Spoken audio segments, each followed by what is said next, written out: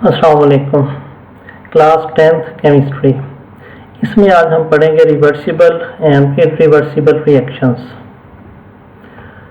Reversible reactions, जो reversible reactions हैं इनकी जो डेफिनेशन है वो होती है the reactions in which the products can recombine to form reactants are called reversible reactions. जो रिवर्सिबल रिएक्शन है इससे पहले आपने पढ़ा था रिएक्टेंट्स और प्रोडक्ट्स। किसी भी केमिकल रिएक्शन में जो चीज़ें हिस्सा लेती हैं उनको रिएक्टेंट्स कहा जाता है।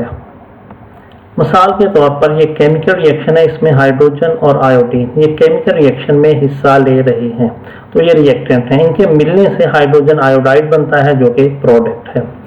अब रिएक्टेंट्स आपस में रिएक्शन करके प्रोडक्ट्स बनाते हैं।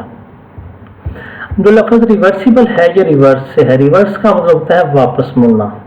तो केमिकल रिएक्शन जिसमें रिएक्टेंट्स रिएक्ट करके प्रोडक्ट्स बनाते हैं, फिर कुछ देर के बाद वही प्रोडक्ट्स वापस रिएक्टेंट में टूटना शुरू हो जाते हैं। तो इस तरह की रिएक्शन जिसमें रिएक्टेंट्स प्रोडक्ट्स में तब्दील हों और उन्हीं कंडीशन पर बगैर कंडीशन चेंज किए वो प्रोडक्ट वापस रिएक्टेंट में तब्दील होना शुरू हो जाएं, तो इसको कहते हैं रिवर्सिबल रिएक्शन।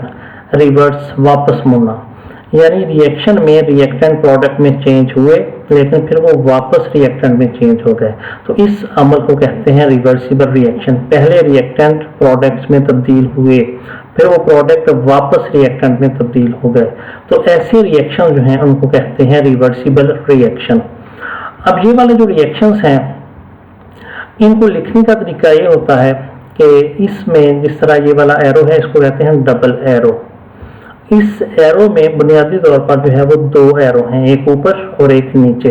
जो ऊपर वाला एरो है उसकी डायरेक्शन है लेफ्ट टू राइट, लेकिन इसका हेड नामुकम्मल है कि रिएक्टेंट्स जो हैं वो प्रोडक्ट्स में तब्दील हो रहे हैं। ये ऊपर वाला एरो इस चीज़ को जाहिर करता है, लेकिन उन्हीं कंडीशंस पर प्रोडक्ट्स वापस रिएक्टेंट में तब्दील हो रहे हैं उसको ये नीचे वाला एरो जाहिर करता है। इसकी direction left to right to left है, यानी प्रोडक्ट से रिएक्टेंट की तरफ है।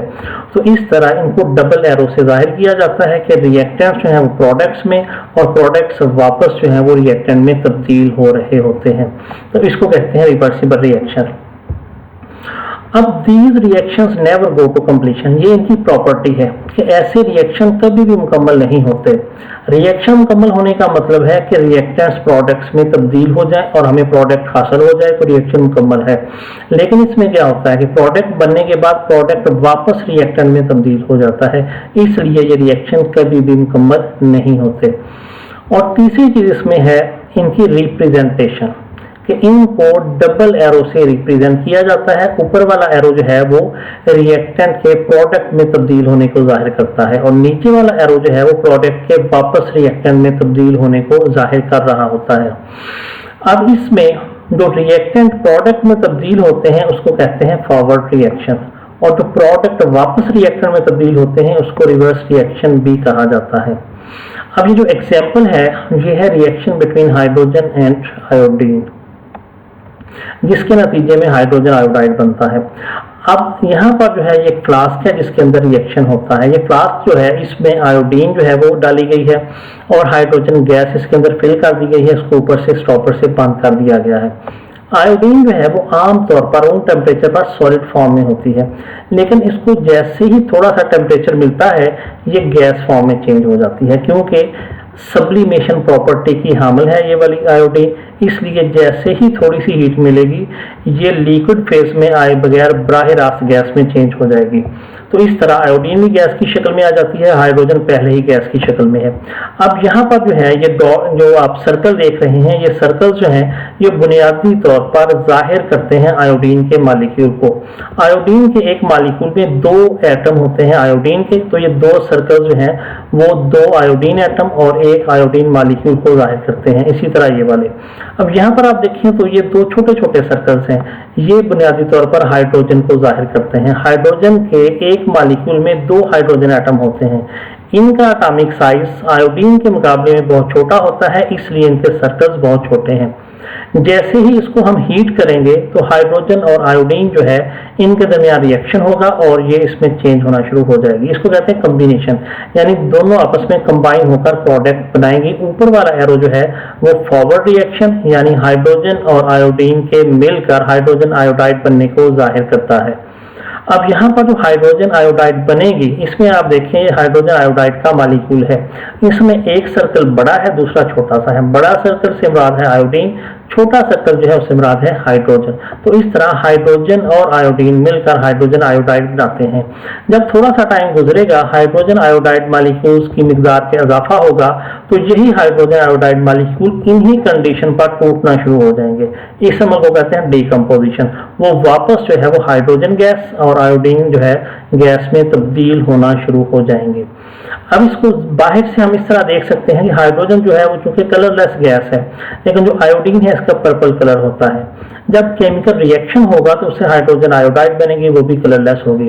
तो जैसे जैसे रिएक्शन आगे बढ़ेगा, आयोडीन की यहाँ पर मिकदार में कमी होगी, जिसके नतीजे में इसका कलर जो है वो लाइट होना शुरू हो जाएगा, क्योंकि प्रोडक्ट बन रही है वो मुकम्मल तौर पर कलरलेस है। ये जब वापस इसमें होना शुरू होगी तो इसमें आयोडीन का कलर फिर जाहिर होगा, लेकिन आयोडीन किसी ना किसी मिकदार में हमेशा यहाँ पर मौजूद रहेगी। तो इसको कहते हैं रिवर्सिबल रिएक्शन। ऐसा रिएक्शन जिसमें प्रोडक्ट्स वापस रिएक्टेंट में तब्दील हो जाते हैं। ऐसे रिएक्शन कभी मुकम्मल नहीं होते और उनको डबल एरो से रिप्रेजेंट किया जाता है। नेक्स्ट जो है वो है इरिवर्सिबल रिएक्शन। इरिवर्सिबल जो है, अगर हम इसको देखें स्टार्ट वाला IR हटा दें तो ये भी रिवर्सिबल है। इरिवर्सिबल यानी जो वापस नहीं आते, रिवर्सिबल जो वापस आते हैं, इरिवर्सिबल जो वापस नहीं आते। इसका मतलब क्या है कि रिएक्टेंट एक बार प्रोडक्ट में तब्दील हो गए तो वो वापस रिएक्टेंट में तब्दील नहीं होंगे।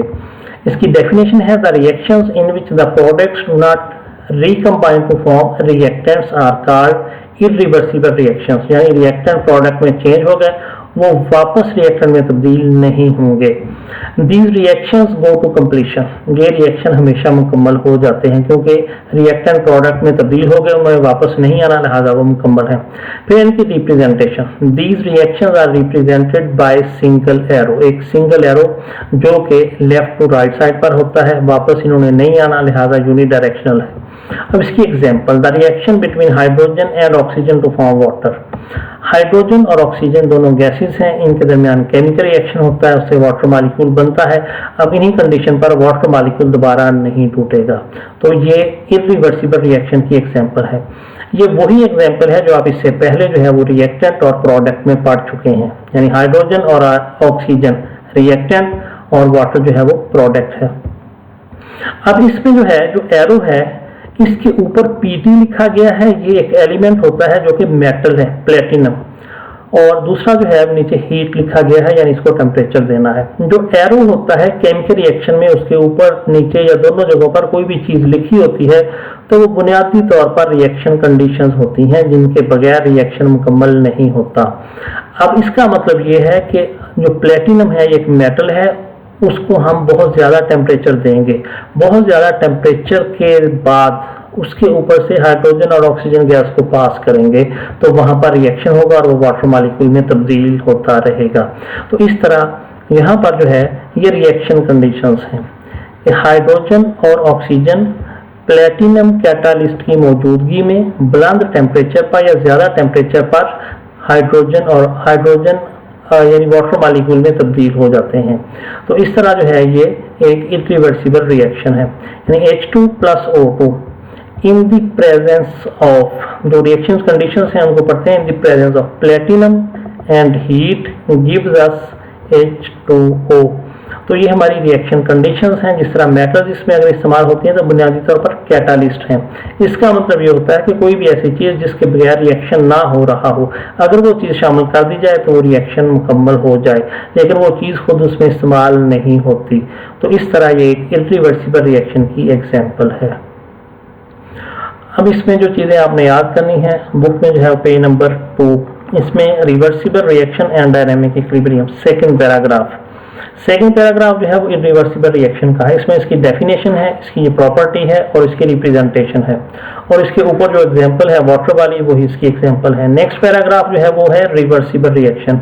इसमें उसी तरह उसकी डेफिनेशन है, एग्जांपल है, डेफिनेशन है, उसके बाद जो है उसकी प्रॉपर्टी है, उसके बाद उसकी रिप्रेजेंटेशन है, और एग्जांपल जो है वो नेक्स्ट पेज पर दी गई है, वहां से आपने इसको याद करना है। अल्लाह हाफ़िज़।